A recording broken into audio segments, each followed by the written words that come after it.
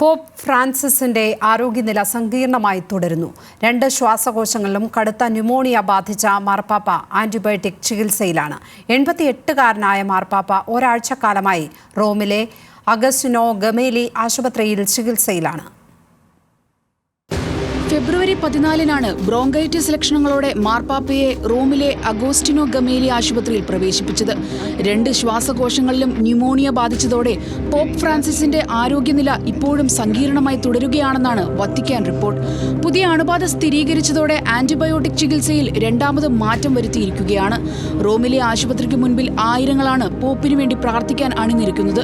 Francis മാർപ്പാപ്പ വിശ്വാസികളോട് നന്ദി പറയുകയും തനിക്ക് വേണ്ടി പ്രാർത്ഥിക്കാൻ അഭ്യർത്ഥിക്കുകയും ചെയ്തു. പൂർണ്ണ വിശ്രമത്തിലാണ് പോപ്പ് എന്നാണ് വത്തിക്കാൻ അറിയിച്ചത്.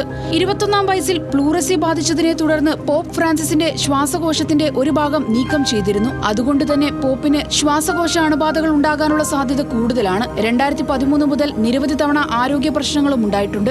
2023-ൽ ഹെർണിയ ശസ്ത്രക്രിയയ്ക്കും വിധേയനായിരുന്നു. ആരോഗ്യനില മോശമായതിനെ തുടർന്ന് ഞായറാഴ്ച വരെയുള്ള ഔദ്യോഗിക പരിപാടികളെല്ലാം റദ്ദാക്കിയിരുന്നു. ഞായറാഴ്ച പോപ്പ് ഫ്രാൻസിസിന് പകരം മുതിർന്ന കർദിനാളാണ് വത്തിക്കാനിലെ ദിവ്യബലിയിൽ കാർമ്മികനാകുന്നത്. International desk, news Malayalam.